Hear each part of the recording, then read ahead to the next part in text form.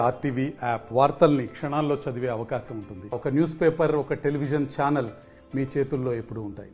Media సోదరులకి నమస్కారాలు. ఈరోజు ముఖ్యంగా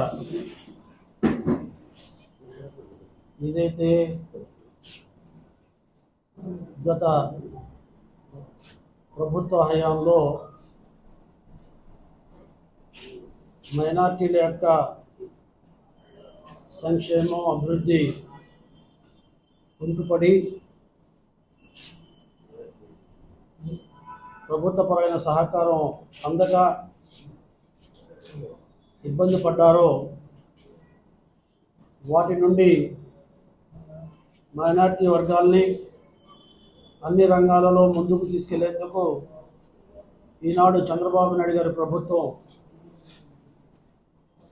పకడ్బందీగా ప్రణాళికబద్ధంగా ముందుకు సాగుతుంది. ఒక నెల్లూరు జిల్లాలోనే మనం చూసుకుంటే ఏదైతే మైనార్టీస్ ఫైనాన్స్ కార్పొరేషన్ ఉందో దాన్ని పూర్తిగా నిర్వీర్యం చేశారు.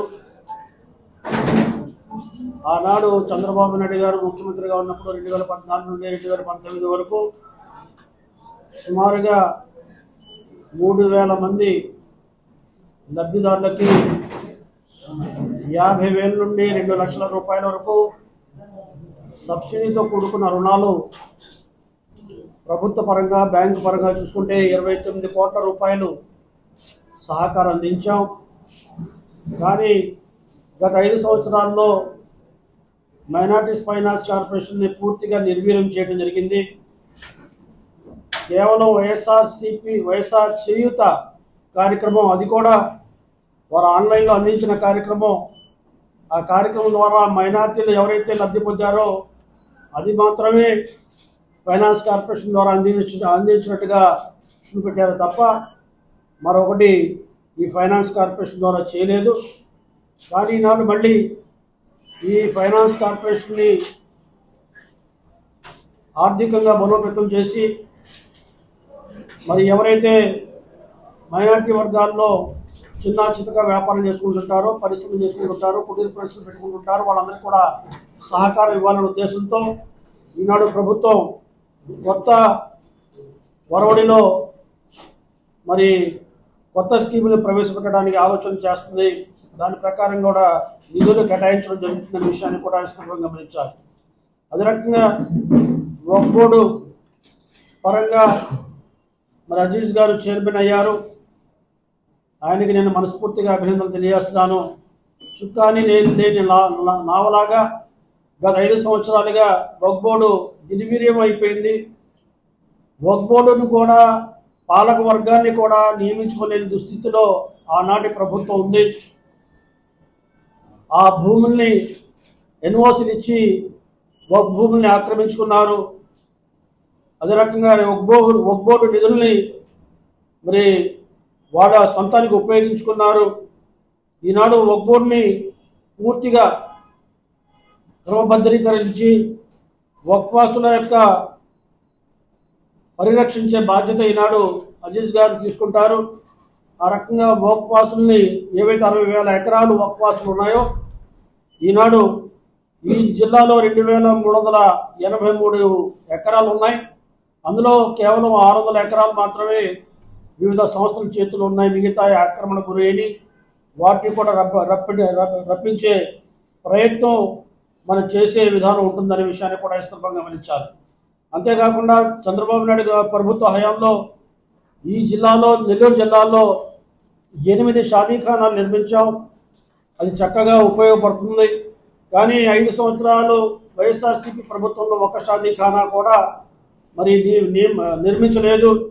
కేవలం ప్రతిపాదన వరకే ఉండిపోయిందన్న విషయాన్ని ఈ సందర్భంగా మనం చేస్తున్నాం. ముఖ్యంగా విద్యా వ్యాప్తి కోసం మరి ఆనాడు చంద్రబాబు నాయుడు గారు 12 గురుకుల పాఠశాలలు, రెసిడెన్స్ స్కూల్స్ని స్థాపించాలని నిర్ణయించినప్పుడు నెల్లూరులో మరి బాయ్స్ కోసం, బాలుర కోసం రెసిడెన్స్ స్కూల్ని ఏర్పాటు చేశాం. అది అద్దె భవనంలో ఉంటుందని చెప్పి 2015-16లోనే చంద్రబాబు నాయుడు గారు ఒక స్థలాన్ని ఎక్కడైతే కొత్తూరు అంబాపురం దగ్గర కొత్తూరులో ఉన్న స్థలాన్ని 10-11 ఎకరాల స్థలాన్ని ఆ బాలుర పాఠశాల కోసం ఇస్తే మరి గత అనిల్ యాదవ్ గారి కుటుంబ సభ్యుడు జల్లా రమేష్ అన్న అతను అది మా ఆస్తి అని చెప్పి ఆ రెసిడెన్స్ స్కూల్ కట్టకుండా అడ్డుకుని హైకోర్టులో స్టే తీసుకొచ్చిన విషయాన్ని కూడా ఈ సందర్భంగా మనం గుర్తించుకోవాల్సిన అవసరం ఉంది. మరి ఎప్పుడైతే స్టే వచ్చిందో, కోర్టు లిటిగేషన్ వచ్చిందో, దీన్ని మరి పరిష్కరించడంలో లేట్ అవుతుందని ఆనాడు ప్రభుత్వం 15 కోట్ల రూపాయలు రెసిడెన్స్ స్కూల్స్ కోసం కేటాయించిన మొత్తం మరి నిర్వీర్యం కాకూడదన్న ఉద్దేశంతో ఎక్కడైతే అక్క చెరువు పాడులో అక్కడ 5 ఎకరాలు ఇచ్చి అక్కడ 15 కోట్ల రూపాయలతో భవనాలు నిర్మించిన పరిస్థితి ఏర్పడిందనే విషయాన్ని కూడా మనం చేస్తున్నాం. గతంలో చంద్రబాబు నాయుడు గారి ప్రభుత్వం విద్యా వ్యాప్తి కోసం ఏదైతే రెసిడెన్స్ స్కూల్ కోసం 5 ఎకరాలు ఇచ్చి 15 కోట్లు ఇస్తే ఈ 5 సంవత్సరాల్లో ఆ భవన నిర్మాణం పూర్తి చేసి అక్కడ రెసిడెన్స్ స్కూల్ ప్రారంభించడానికి గత ప్రభుత్వం పూర్తిగా నిర్లక్ష్యం చేసింది. వాళ్ళ ప్రభుత్వ హయాంలో ఎక్కడ కూడా మరి ఆ స్కూల్కి వెళ్ళే పరిస్థితి లేకుండా ఈ ప్రభుత్వం మరి సహకరించలేదు. కానీ మొన్న 3 నెలల క్రితమే మరి ఏదైతే ఆటో నగర్లో ఉన్న ఈ రెసిడెన్స్ స్కూల్ని 3 నెలల తర్వాత మళ్ళీ ప్రభుత్వం వస్తే కానీ అది మళ్ళీ ఆ స్కూల్కి ఎక్కడైతే అక్క చెరువు పాడులో నిర్మించిన ఆ భవనంలో మారారు. దానికి కూడా ఇప్పుడు సుమారుగా మరి 30 లక్షల రూపాయలు మరామతులు చేసుకుని అవసరమైన సౌకర్యాలు కల్పించడానికి ఇచ్చాం. అంటే ఈనాడు తెలుగుదేశం ప్రభుత్వం విద్యా వ్యాప్తి కోసం ప్రాధాన్యత ఇస్తుంది. మైనార్టీల్లో విద్యా వ్యాప్తి కోసం కృషి చేస్తుంది. ఇక్కడ సుమారుగా 69 Urdu primary, Urdu upper primary schools ఉన్నాయి. అదే రకంగా 290 ఉర్దూ టీచర్లు కూడా ఉన్నారు. కొన్ని చోట్ల మరి ఈ టీచర్ల స్ట్రెంగ్త్ కూడా తగిన చోట్ల కూడా ఈనాడు ప్రత్యేక శ్రద్ధ వహిస్తాం. అంతేకాకుండా ఉర్దూ మీడియం హై స్కూల్ కూడా రాబోయే రోజుల్లో ప్రతిపాదన పెట్టి చంద్రబాబు నాయుడు ప్రతిపాదన పెట్టి ఇక్కడ హై స్కూల్ కూడా ఏర్పాటు చేయడానికి అది ప్రయత్నం చేసే, అంటే మహిళల కోసం, బాలికల కోసం హై స్కూల్ ఏర్పాటు చేసే ప్రతిపాదన కూడా మేము ముందుకు తీసుకుపోతామని ఈ సందర్భంగా మనం చేస్తున్నాం. కాబట్టి చంద్రబాబు నాయుడు గారు తెలుగుదేశం ప్రభుత్వం ఉన్ననాడే మైనార్టీలకి లబ్ధి జరిగింది, మైనార్టీలకు సహకారం జరిగింది. ఈనాడు రాజకీయంగా కూడా ఈనాడు తెలుగుదేశం పార్టీ మైనార్టీలను ప్రోత్సహిస్తుంది. ప్రజల్లో వచ్చిన మార్పుని మైనార్టీ వర్గాలు కూడా ఈనాడు గమనించారు. అందుకనే 2024లో జరిగిన ఎన్నికల్లో మైనార్టీలు అత్యధికంగా, నా దృష్టిలో మాకున్న లెక్కల ప్రకారంగా 60% మంది ఓటర్లు తెలుగుదేశం పార్టీకి ఓటేసి ఆ రకంగా తెలుగుదేశం పార్టీ అభ్యర్థులు గెలిపించారు. మేము 3 ముస్లింలకి శాసనసభ స్థానాలు కేటాయిస్తే ఆ 3 కూడా ఘన విజయం సాధించారు, వాళ్ళు ఎమ్మెల్యేలు అయ్యారు. కానీ వైఎస్ఆర్సీపీ పార్టీ కేటాయించిన 7 స్థానాల్లో ముస్లింలకు ఇచ్చినప్పటికి కూడా ముస్లింలు సహకరించలేదంటే ఏ రకంగా వైఎస్ఆర్ ప్రభుత్వం మీద, వైఎస్ఆర్ పార్టీ మీద ఈనాడు మైనార్టీ వర్గాలు వ్యతిరేకంగా ఉన్నారనేది మొన్న ఎన్నికల్లో స్పష్టమైంది. ఈనాడు ముస్లింలు ఏదైతే సానుకూలత తెలుగుదేశం పార్టీ వైపు ఉన్నారో ఈ సానుకూలతని ఖాయపరుచుకుంటాం, దీన్ని నిలబెట్టుకుంటాం. వారు ఏ రకమైన ఉద్దేశాలతో మాకు సహకరించారో వారికి భాషాపరంగా కానీ, మతపరంగా కానీ, అదే రకం విద్యాపరంగా కానీ అన్ని రకాలుగా సామాజికంగా, ఆర్థికంగా కూడా మైనార్టీల్ని గతంలో చేశాం. ఇప్పుడు కూడా భవిష్యత్తులో కూడా మరి ఇంకా ఇతోధికంగా చేసి మైనార్టీల్లో కూడా అన్ని రంగాల్లో ముందుకు సాగించే రకంగా మేము కృషి చేస్తామని ఈ సందర్భంగా మనం చేస్తూ సెలవు తీసుకుంటున్నాం. మాజీ శాసన మండల చైర్మన్, మా అందరికీ ప్రియతమ నాయకులు షరీఫ్ భాయ్ గారు, ఆయనకి రాష్ట్ర సలహాదారులుగా చంద్రబాబు గారు నియమించడం, ఆయన తొలి ప్రయాణం నెల్లూరుకి రావడం ఎంతో సంతోషం. ఆయనకి ప్రత్యేక ధన్యవాదాలు తెలియజేస్తున్నాం. మరి ఈరోజు తెలుగుదేశం పార్టీ కావచ్చు, కూటమి ప్రభుత్వం కావచ్చు, ప్రస్తుత పరిస్థితి అందరికీ తెలుసు. గత ప్రభుత్వం ఈ రాష్ట్రాన్ని ఆర్థిక సంక్షోభంలో తీసుకొచ్చేసింది. రాజధాని లేని రాజ్యం. ఈరోజు ప్రతి దగ్గర ఒక పాజిటివ్ వైబ్స్ వస్తున్నాయి. రాజధానికి మనకు ఒక రాజధాని ఉంది, రాజధాని తయారవుతుంది అని ఈరోజు నమ్మకం కలిగించగలిగాం చంద్రబాబు నాయుడు గారి యొక్క నాయకత్వంలో. అదేవిధంగా మైనారిటీస్ తీసుకుంటే ముస్లిమ్స్ కావచ్చు, క్రైస్తవులు కావచ్చు, జైన్స్ కావచ్చు, వీళ్ళందరినీ ప్రోత్సహించే ప్రయోగాలు చేసే వ్యక్తి ఎవరైనా ఉన్నారంటే అది చంద్రబాబు నాయుడు. ఆర్థికంగా వాళ్ళని బలపరుస్తూ, విద్యలో నైపుణ్యంలో కానీ వీళ్ళని ముందుకు తీసుకెళ్లాలనే ఒక దృఢ సంకల్పం ఉండే వ్యక్తి చంద్రబాబు నాయుడు.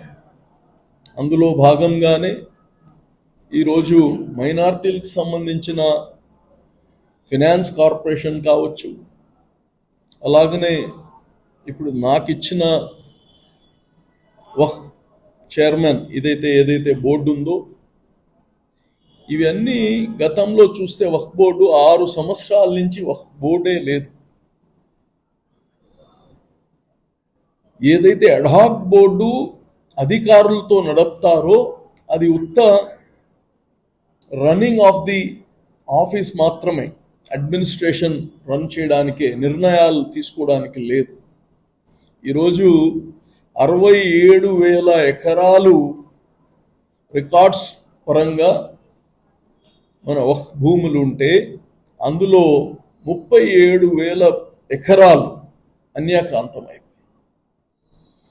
ఇప్పుడు మిగిలుండే 30,000 ఎకరాల్లో ప్రభుత్వ అవసరాల నిమిత్తం కొన్ని 2,000 ఎకరాలు ఏదో తీసుకొని ఉన్నారు. బ్యాలెన్స్ 27,500 ఎకరాలు దాని జియో ట్యాగింగ్ చేయించడం, దాన్నన్నా కాపాడడం, దాన్ని రెవెన్యూ జనరేట్ చేసేటట్టు చేయడం, అలాగనే ఏదైతే అన్యాక్రాంతం అయ్యాయో దాన్నిటినీ మళ్ళా చట్ట ప్రకారం దాన్ని ఎలాగా వెనక్కి తీసుకోవాలో ఇవన్నీ ఒక ప్రక్రియ. మనకిప్పుడు మైనార్టీ మినిస్టర్గా ఫారూక్ గారు గారు ఉన్నారు, అలాగనే షరీఫ్ భాయ్ గారు ఉన్నారు. వీళ్ళందరి యొక్క ఆలోచనలు, వీళ్ళ అనుభవాలు తీసుకొని ఈ వక్ఫ్ బోర్డుని చక్కదిద్దుతాం. చాలామంది ఈ వక్ఫ్ బోర్డు అంటే ఏదో వ్యక్తుల ఆస్తులు అనుకుంటున్నారు. మా తాత ఇచ్చారు, మా తాత ముత్తాత ఇక్కడ ఇచ్చారు. దీన్ని తాత ముత్తాతలు ఇచ్చుంటే మనోడికి రాస్తారు, దేవుడికి ఇవ్వరు. వాళ్ళందరూ కేర్ టేకర్సే. వహ్ అనంగానే భగవంతుని స్థలాలు, భగవంతుని ఆస్తి. కేర్ టేకర్స్ ఉండొచ్చు ఆ కుటుంబం నుంచి. ఎవరైతే దానికి దేవుడికి ఇచ్చారో ఆ కుటుంబం నుంచి, లేదా వాళ్ళు నియమింపబడిన వాళ్ళు కేర్ టేకర్స్గా ఉంటారు తప్ప దానికి ఓనర్స్ ఎవరు ఉండరు, దేవుడు తప్ప. అందరూ కేర్ టేకర్సే. చాలామంది వాళ్ళు అమ్మేశారు, ఆ కమిటీ అమ్మేసింది, మాకు రిజిస్ట్రేషన్ చేసి, ఎవరికి ఆ హక్కులు లేవు. ఎవరైనా కొనుక్కొని ఉంటే అది పొరపాటు. ఏది ఏమున్నా వక్ఫ్ బోర్డు వచ్చిన తర్వాత ఉండే భూముల్ని రెవెన్యూ జనరేట్ చేయడం, వ్యాపారం ఏదైనా ఇండస్ట్రీస్ పెట్టాలంటే, వేర్ హౌస్ కట్టాలన్నా, షాపింగ్ మాల్స్ కట్టాలన్నా 30 సంవత్సరాల దాకా మేము లీజ్కి ఇవ్వగలుగుతాం. అటువంటివన్నీ ఉన్నాయి. అగ్రికల్చర్ ల్యాండ్స్ ఉన్నాయి, వేల అగ్రికల్చర్ ల్యాండ్స్ రెవెన్యూ జనరేట్ చేయకుండా. ఇవన్నిటినీ రెవెన్యూ జనరేట్ చేసి ఈ సమాజానికి వాడతాం, పేదవాళ్ళకి వాడతాం. పేదవాళ్ళ విద్యకి, వైద్యానికి, ఇంకా ఏదైనా నైపుణ్యానికి వాడడానికి ఆ మహానుభావులందరూ ఇది దేవునికి ఇచ్చింది. సో దీన్ని పెద్దలందరి యొక్క ఆలోచనలతో, వాళ్ళ యొక్క ఐడియాస్తో దీన్ని మరింత పటిష్టం చేస్తాము. దీన్ని అందరూ, రాష్ట్రంలో ఉండే ముస్లిమ్స్ అందరూ గర్వపడేటట్టు చేస్తామని కానీ తెలియజేస్తున్నాం. మరిన్ని వీడియోస్ కోసం ఛానల్ ని సబ్స్క్రైబ్ చేయండి. లేటెస్ట్ అప్డేట్స్ కోసం వాట్సాప్ ఛానల్ ని ఫాలో చేయండి. అండ్ లింక్ డిస్క్రిప్షన్ లో ఉంది.